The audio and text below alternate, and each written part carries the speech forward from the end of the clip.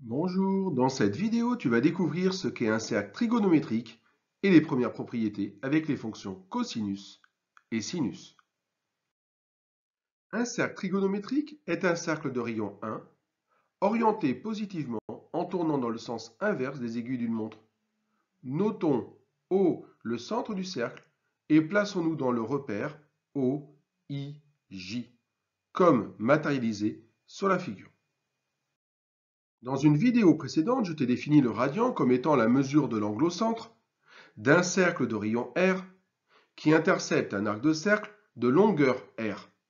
Pour mon cercle trigonométrique, je peux donc définir le radian comme étant la mesure de l'angle au centre du cercle qui intercepte un arc de cercle de longueur 1, puisque le rayon de mon cercle ici est égal à 1.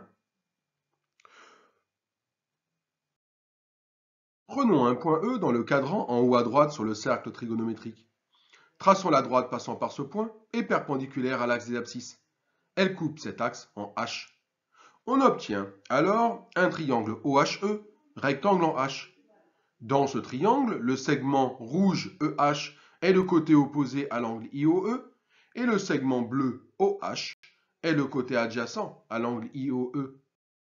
D'après les formules de trigonométrie, on a que le sinus de l'angle θ est égal à la longueur du côté opposé à l'angle sur la longueur de l'hypoténuse. Et le cosinus de l'angle θ est égal à la longueur du côté adjacent à l'angle sur la longueur de l'hypoténuse. Or, la longueur de l'hypoténuse est égale à 1, puisque l'hypoténuse est le rayon du cercle.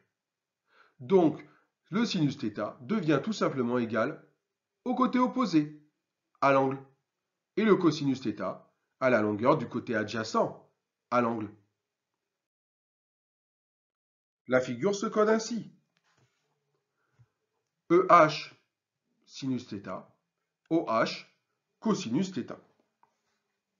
Attention, ceci n'est valable que pour le cercle trigonométrique, puisque la longueur de l'hypoténuse est égale à 1. On peut alors donner la définition suivante. Pour tout réel θ, il existe un point E unique sur le cercle trigonométrique, tel que θ soit une mesure de l'angle orienté, vecteur OI, vecteur OE, c'est-à-dire l'angle formé par les vecteurs OI et les vecteurs OE. Cet angle-là, ici, a pour mesure θ en radians, puisque cet angle-là est un angle au centre qui intercepte l'arc IE de longueur θ. On décide d'appeler cosinus de θ l'abscisse du point E et sinus de θ l'ordonnée du point E. On a alors que le point E a pour coordonnée cosinus θ, sinus θ. Très pratique! Cette méthode fonctionne avec tous les angles. Inutile d'avoir un triangle rectangle afin d'appliquer les formules de trigonométrie de collège. Non, cosinus et sinus sont les coordonnées du point E du cercle trigonométrique tel que l'angle IOE mesure θ radian. C'est-à-dire que l'angle au centre intercepte un arc de cercle de longueur θ. L'arc IE mesure θ. Pour définir cosinus θ et sinus θ, il n'est pas utile d'avoir un triangle. Un cercle suffit. Cosinus θ correspond à l'abscisse et sinus θ à l'ordonnée du point E sur le cercle tel que l'angle orienté formé par les vecteurs OI et OE ont pour mesure θ radian. Je te montre ça tout de suite. Le vecteur OI est ici, le vecteur OE est ici, et l'angle formé par ces deux vecteurs, du vecteur OI, je tourne positivement vers le vecteur OE, cela forme un angle de θ radian.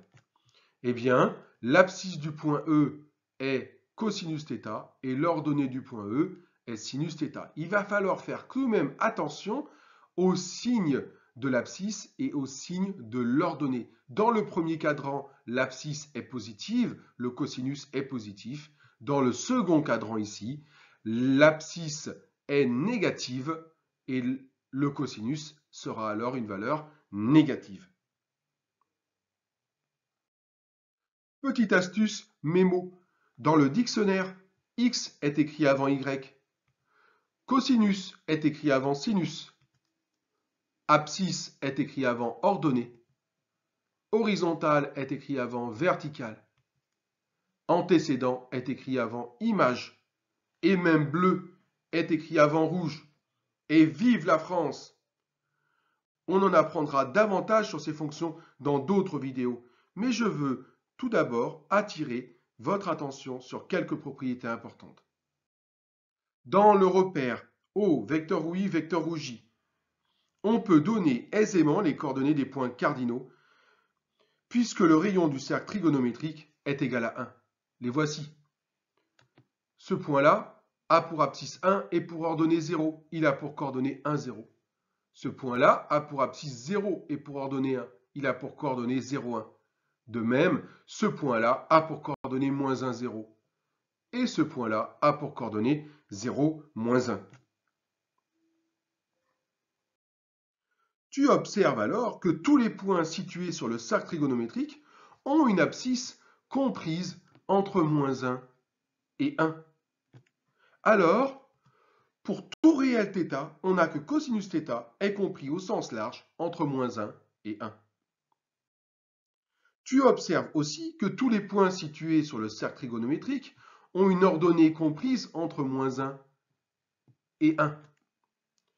Alors, pour tout réel θ, on a que sinus θ est compris au sens large entre moins 1 et 1.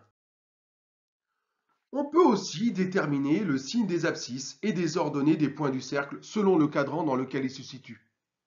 L'abscisse en bleu et l'ordonnée en rouge.